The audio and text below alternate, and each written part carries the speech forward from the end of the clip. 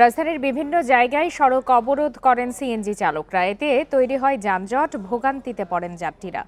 CNG autorickshaw মিটারে না চালানোর দাবিতে বিক্ষোভ করেন চালকরা।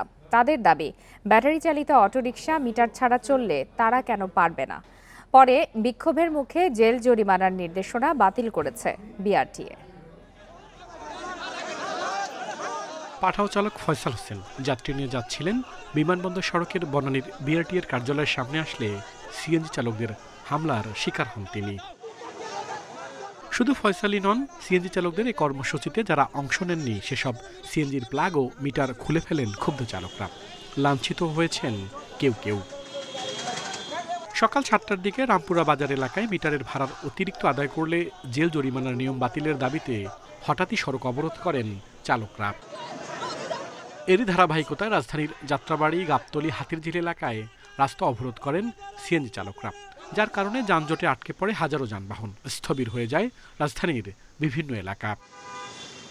চালকদের দাবি, সিএনজি মালিকরা ভাড়া নেন সরকারের নির্ধারণের বেশি, পাশাপাশি বেড়েছে গ্যাসের দামও, তাই মিটারে ভাড়া নিতে পারছেন না তারা। আমার রাস্তাটা ক্লিয়ার থাকলে সময় লাগতো 15 মিনিট, আমি 150 টাকা ভাড়া নিলে আমি হ্যাপি, আমার যাত্রীও হ্যাপি।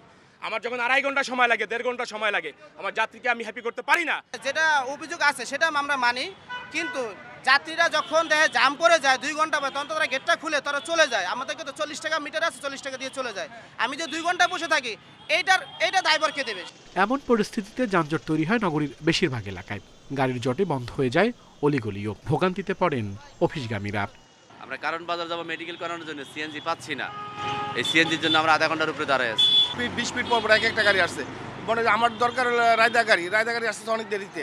হয়তো বা আবার ভিক্টোরে যাব, তো ভিক্টোর গাড়ি আসতেছে অনেক দেরি করে। এইভাবে রাস্তা ভোগান্তি হচ্ছে।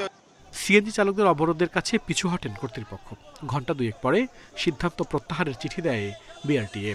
কি আইনে কি আছে সেটা আর কি স্মরণ করে দিলাম। এই বিষয়টা নিয়ে যেহেতু অনেক এলিগেশন অনেকটা হচ্ছে, এই জন্য আমরা ওইটা আর কি আমরা প্রত্যাহার করলাম, মানে বাতিল করলাম।